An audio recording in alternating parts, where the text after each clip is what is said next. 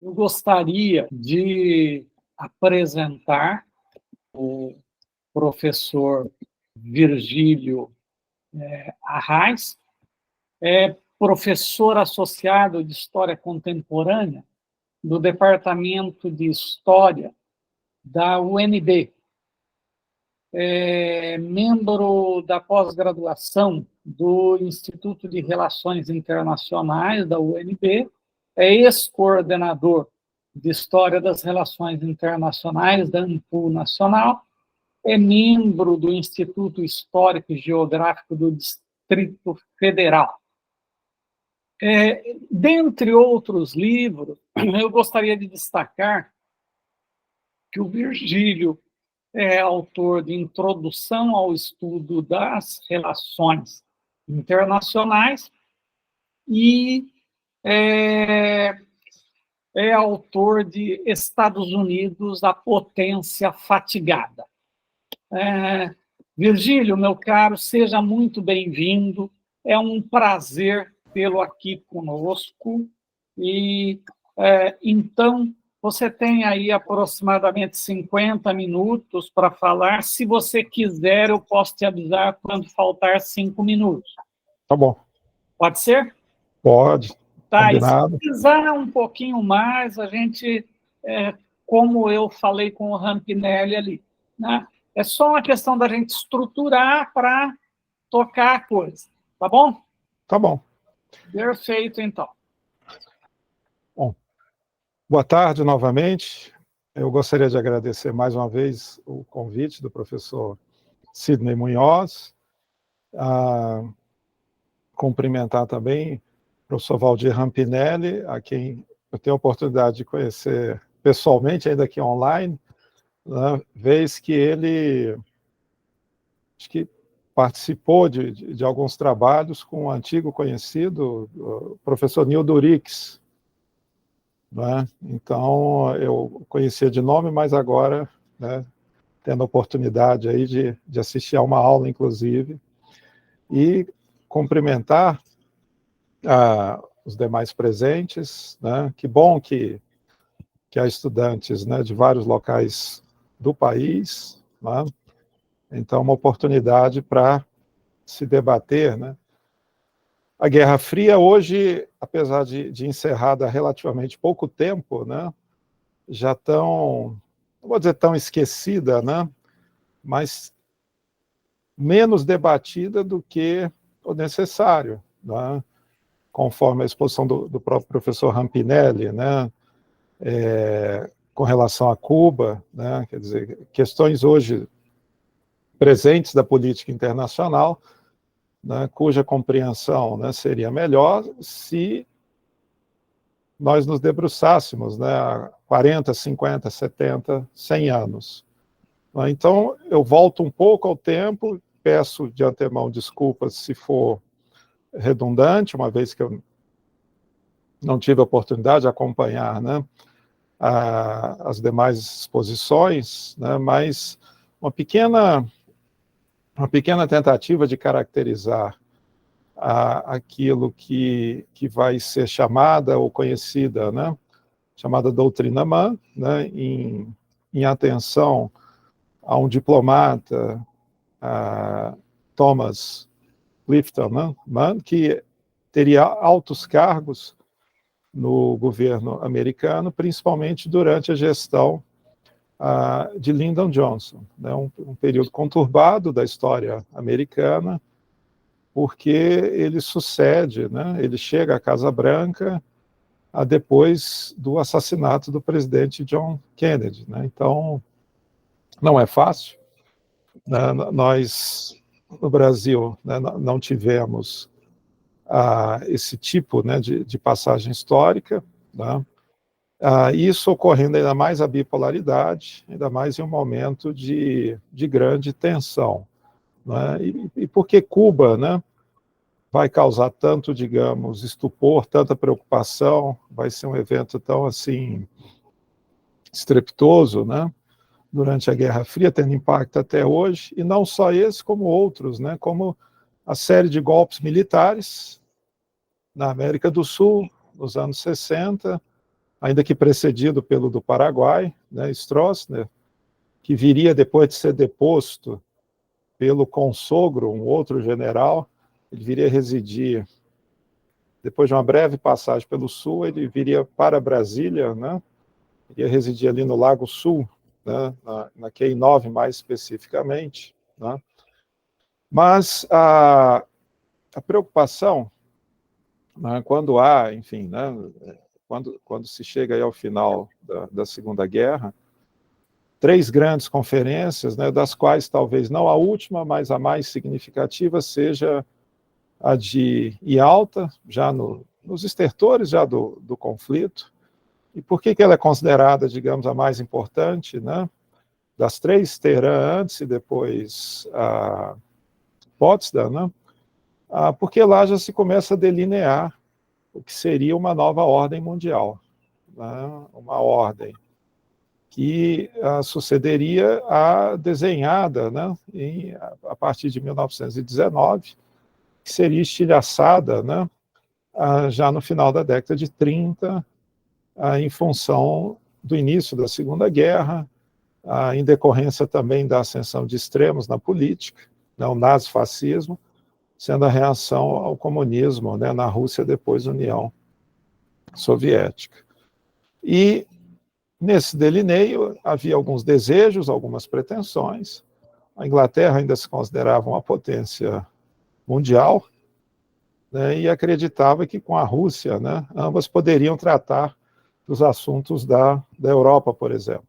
Né. Então havia de novo uma preocupação com os Balcãs, né, e com a Polônia, né, só aqui a título de exemplo. Mas os Estados Unidos não estavam decididos a ter um papel similar ao do pós-Primeira Guerra, quando, apesar de vitoriosos, optaram por um relativo isolamento materializado naquilo que nós chamamos de isolacionismo, ou seja, um distanciamento dos assuntos da Europa, mas não do restante do mundo. É importante destacar isso, né? Os norte-americanos, ao contrário, né, e daí o conflito com o Japão, querem se afirmar no Oceano Pacífico, já tinham garantido algo similar no Oceano Atlântico, né? Então, dessa vez, a questão seria ter um posicionamento de fato global, né? E aí os rascunhos ou as propostas daquilo que ficaria sob supervisão, né, para usarmos assim um eufemismo, com os Estados Unidos e com a União Soviética. Então, o leste europeu ficaria a cargo dos soviéticos. Havia de início um desejo, né, de que a Polônia fosse, enfim, não fosse totalmente, vamos chamar assim, né, sovietizada, tá? Mas isso não seria possível, né? A União Soviética não vai aceitar, uma vez que a Grécia, né, também não poderia ser dividida, né, ficaria no lado capitalista ou ocidentalizada, vamos colocar assim. Tá? E aí, por que essa introdução? Porque nessas negociações, vamos dizer assim, 2 áreas ficariam sob exclusivo domínio dos Estados Unidos. A primeira, o Japão, né, depois que os soviéticos recuperam áreas perdidas na Guerra Russo-Japonesa de 1904 e 1905. Mas os norte-americanos não permitem desembarque de tropas soviéticas, digamos, na parte principal do Japão. E a América Latina, considerada, digamos, uma área de influência, uma espécie, né, enfim, uma zona de proteção, né, de novo aí o eufemismo dos norte-americanos, né, e nesse sentido, uma área em que o capitalismo, de preferência democrático, nos termos norte-americanos, né, se firmaria. Então, há uma área em que podiam, eventualmente, pontificar até alguns países, como o próprio Brasil, que seria cogitado a participar do Conselho Permanente, né, do Conselho de Segurança como membro permanente, na nascente Organização das Nações Unidas, mas seria vetado, né? por outras potências, tá? E daí o desejo, até hoje, da política externa brasileira de conseguir essa cadeira, né? Em função dessas negociações aí ao final da Segunda Guerra. A própria Argentina, que era um país de certa robustez econômica, enfim, a Venezuela em função do petróleo, né?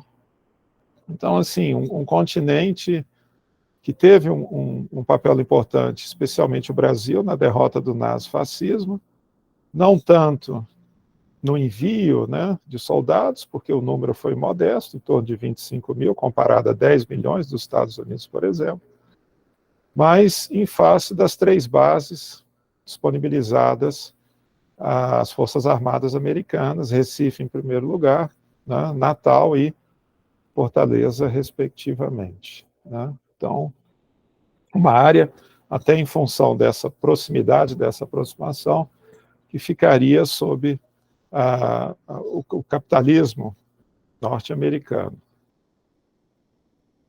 Bom, ficar sob essa supervisão, sob essa proximidade, não significaria se conformar.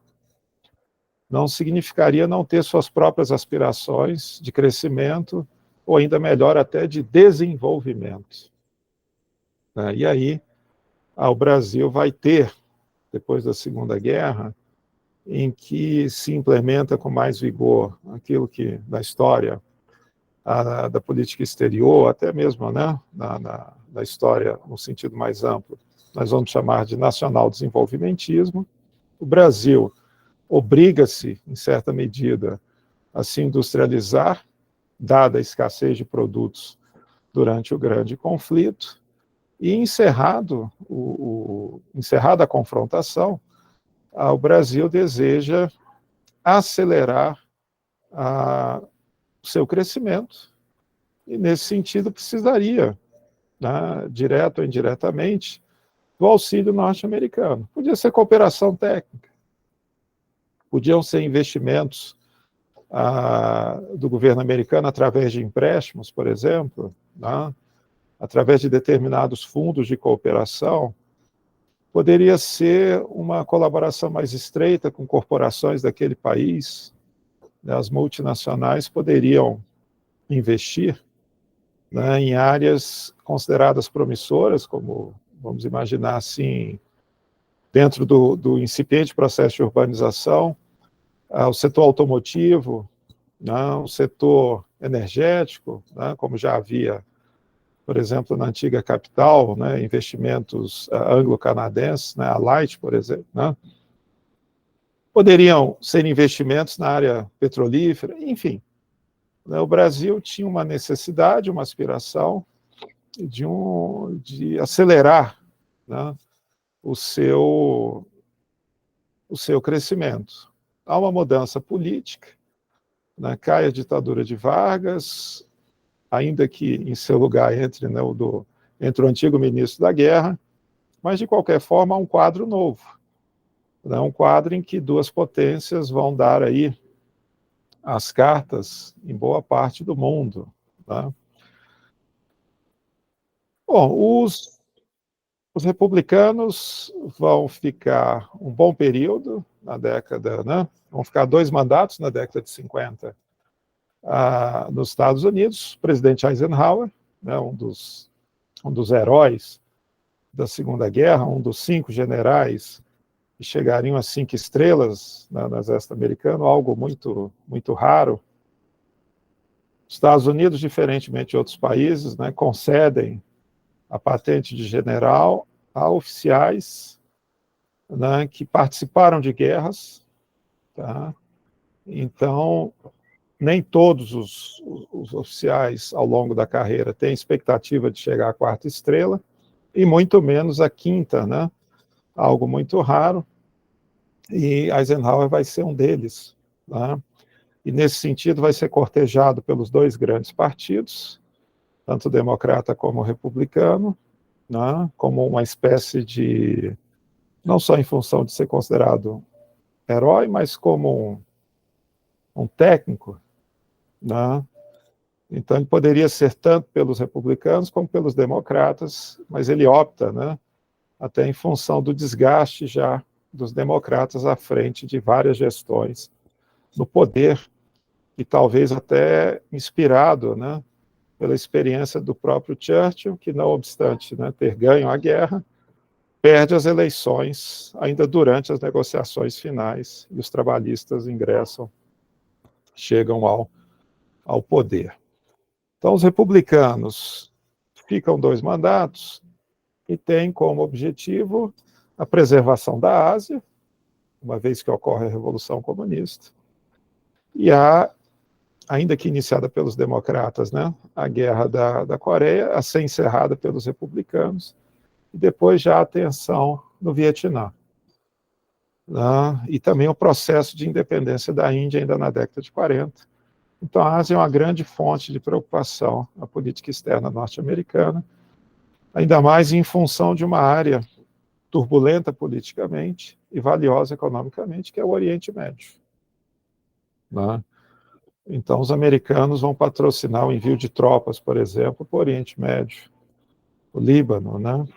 E a América Latina é considerada uma região segura, uma área pouco preocupante, apesar de alguns sinais, né, já citados aqui, como a própria questão de Cuba, né?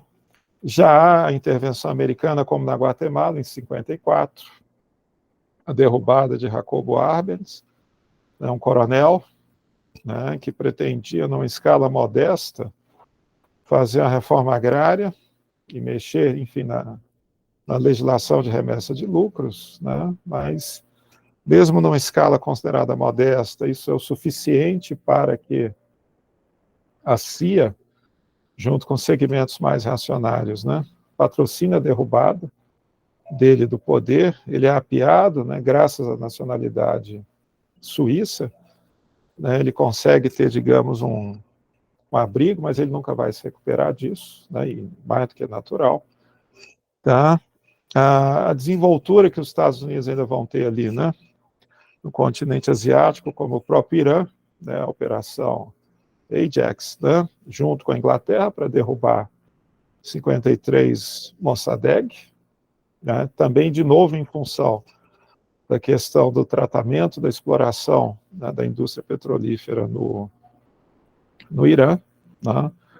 Então, a prioridade é a recuperação da Europa, haja visto o Plano Marshall, e garantir que a Ásia, depois da China, né, não rumasse para o comunismo.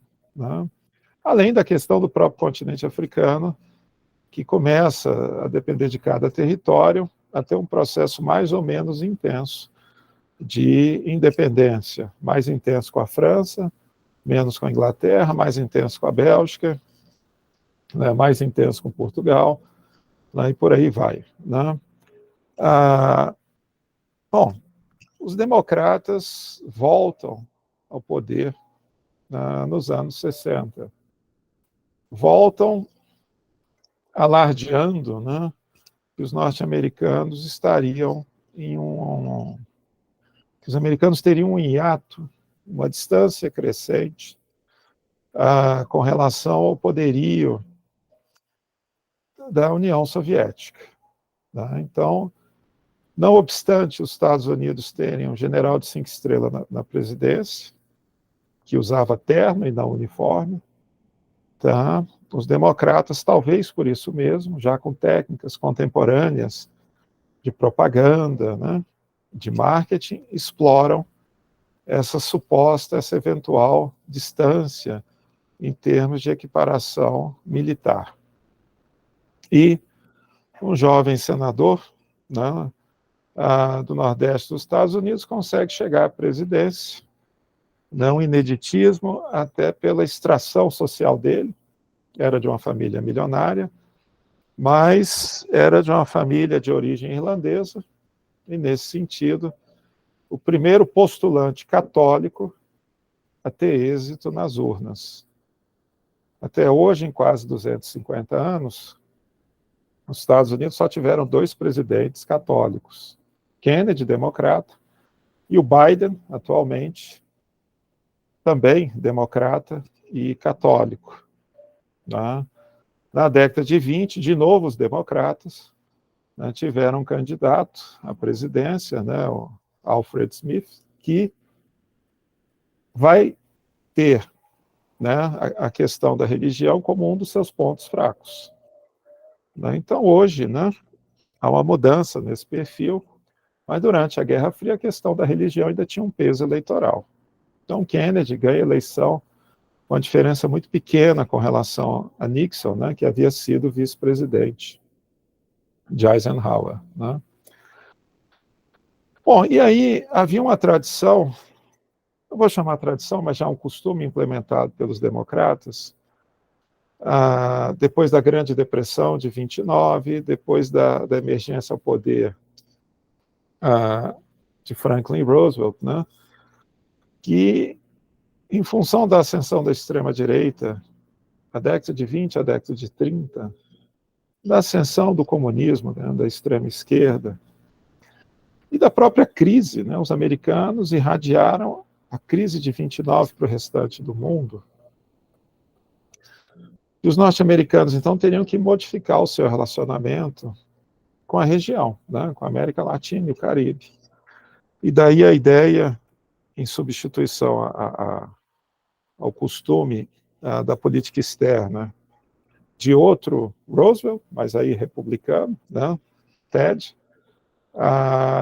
ao invés da política do porrete, do afago, a política da boa vizinhança. Então, os democratas alteram, né, de maneira que não é que haja um período democrático nas relações dos Estados Unidos com os demais países da região, mas há uma mudança. Os norte-americanos retiram-se do Haiti, por exemplo, não fazem uma oposição tão incisiva à nacionalização da exploração do petróleo no México, a Pemex, Cárdenas, né? O PRI, né? Talvez o ápice, né, do nacionalismo do PRI, né? Antes de um processo de degenerescência, né, nas décadas seguintes, degenerescência política. Então, há uma mudança nas relações, e essa mudança vai ser conhecida como a política da boa vizinhança. Há uma aproximação, inclusive, cultural, na qual o Brasil vai ser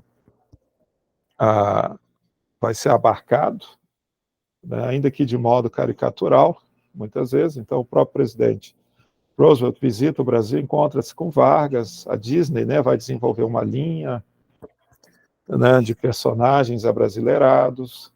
Carmen Miranda se torna, talvez, a artista estrangeira mais bem paga nos Estados Unidos, né, falecida precocemente, né, tá? Então, ela se torna, assim, enfim, uma personalidade marcante, né, no cenário cultural. Então, há todo um esforço, isso, né, tem sido retratado em alguns livros. Esse esforço de aproximação cultural não é novo, e não é só com a América Latina, vem também já com a Europa desde 1919, mas, enfim, há essa postura, então, e quando os democratas retornam ao poder nos anos 60, diante de inquietações, de necessidades, de movimentações, como a do próprio Brasil com o JK, tá? Então, há uma política insuficiente, mas há uma política específica voltada para a região que vai ser conhecida como Aliança para o Progresso. Né? É curioso que Kennedy vá atrás de um especialista em América Latina, um deles, né? Abraham Lincoln Gordon, né? Depois filho de russos emigrados, de russos socialistas, operários, né, que vão homenagear um presidente americano, embora depois ele vai ter uma linha política oposta dos pais, né? Então ele não é uma pessoa de esquerda, ele é um liberal no sentido clássico americano, né? Então ele não gostava de ser chamado de Abraham Lincoln, né? Então ele passa a ser o Lincoln Gordon, tá? Que vai participar, vai se envolver tanto aqui, inclusive no golpe de abril de 64, um golpe que se inicia no dia 30 de março e vai ser concluído no dia 2 de abril. E no Brasil até hoje, né, se costuma evocar o dia 31 de março, né?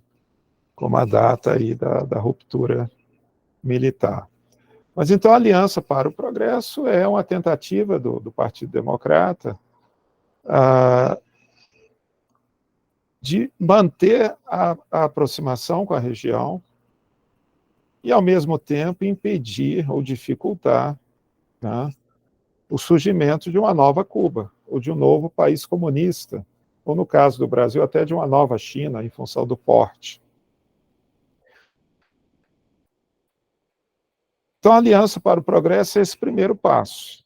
Cooperação técnica, envio de comida, por exemplo, como leite em pó, né, programas radiofônicos, o envio, digamos, até de estudantes americanos, né, para trabalhar em áreas mais empobrecidas, menos desenvolvidas da região.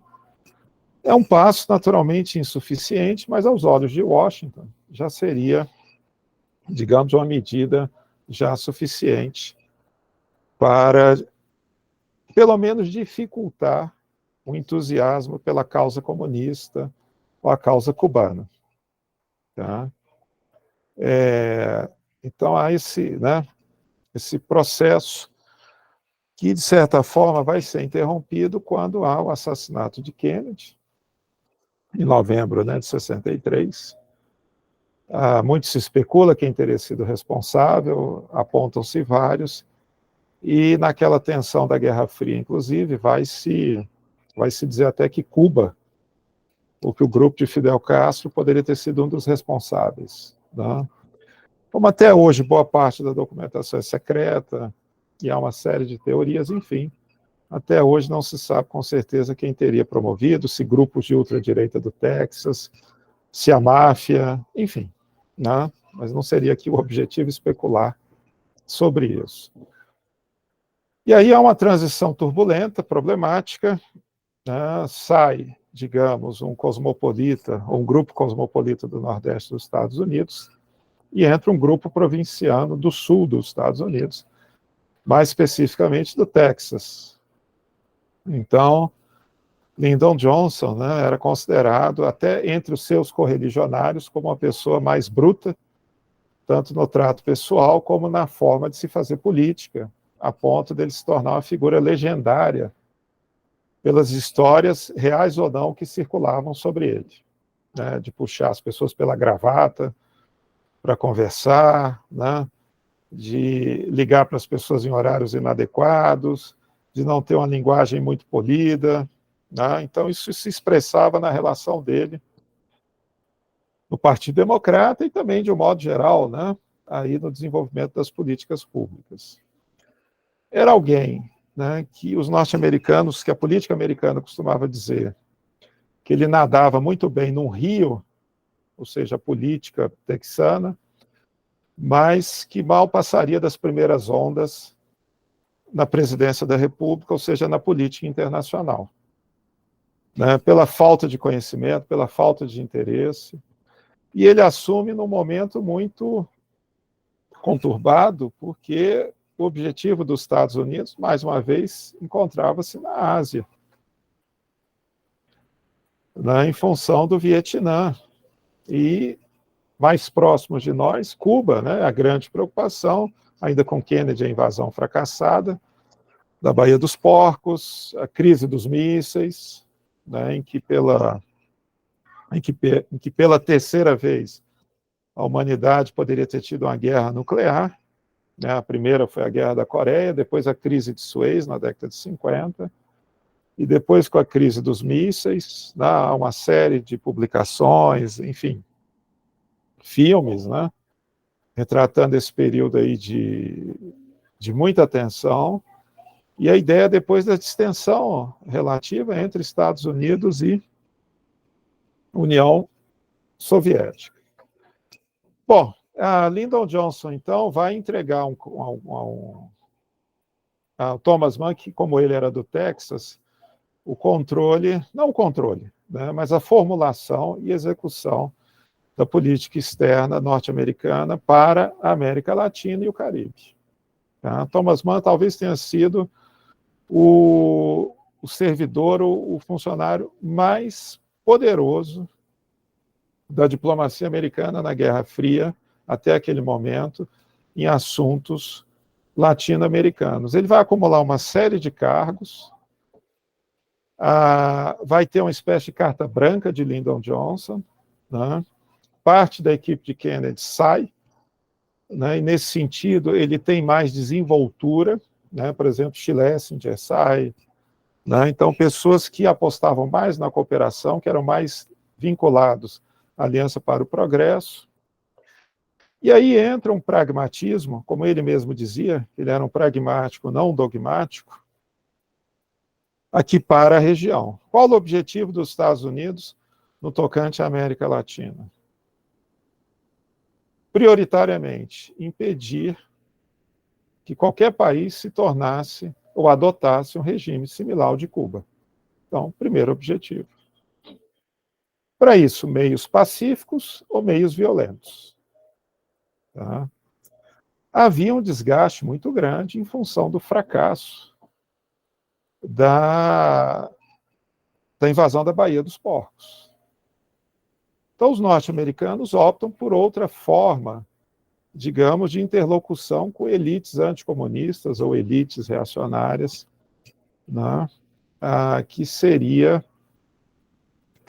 né, através, por exemplo, de financiamento de o que hoje nós chamaríamos de organizações não governamentais, financiamento de determinados candidatos, né, de determinadas posturas de corporações americanas diante de posicionamentos presidenciais. E Johnson assume no momento em que Jânio Quadros é observado, pasmem, como um comunista, um esquerdista, um criptocomunista, enfim, de novo, né? As reformas que Jango se propõe a fazer, né, estavam longe de ser reformas comunistas, né?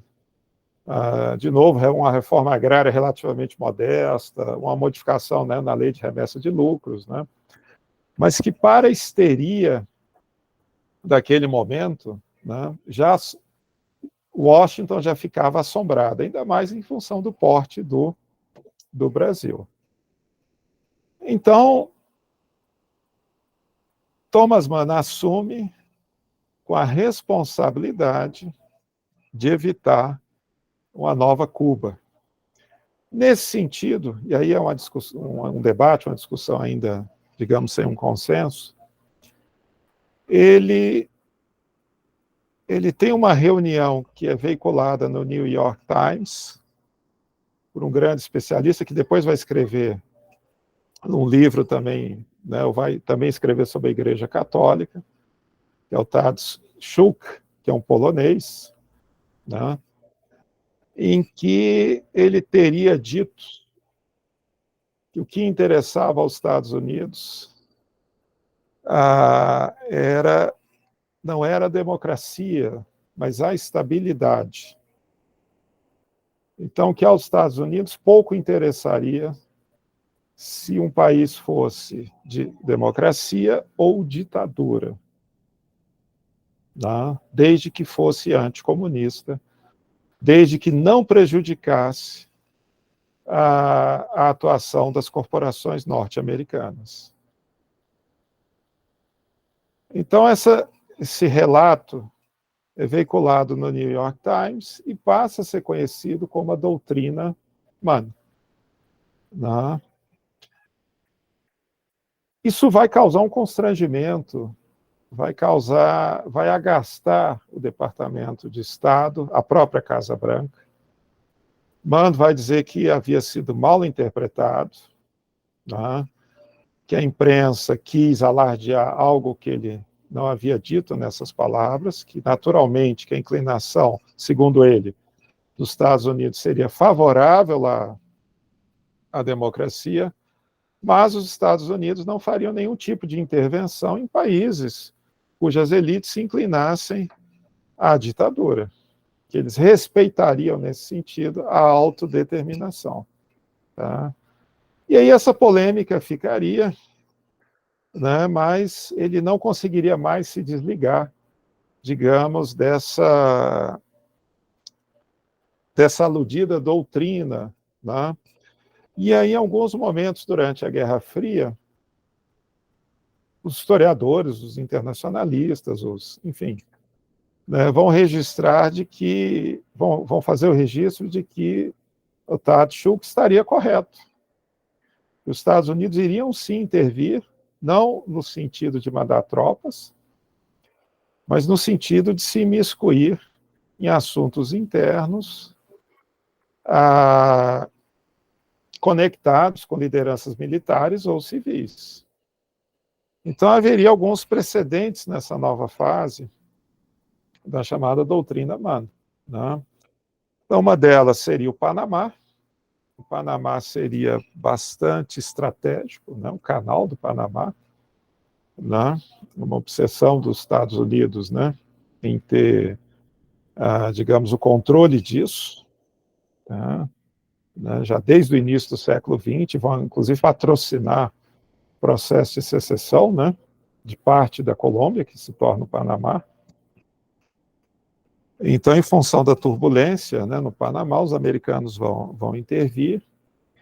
Já há precedentes na República Dominicana, isso vai se concretizar depois de 1965, ainda que sob a rubrica, né, uma rubrica regional da Organização dos Estados Americanos, na qual o Brasil, inclusive, vai participar com envio de tropas. Mas aqui, para nós, de modo resumido, né, o ápice, até esse momento, né, da doutrina Mann seria o golpe de Estado no Brasil em abril de 64. Então, a Lincoln Gordon vai estar em aproximação estreita com determinados segmentos. Ele vai negar essa participação, inclusive. Vai vir aqui ao Brasil há mais ou menos, há quase 25 anos, né?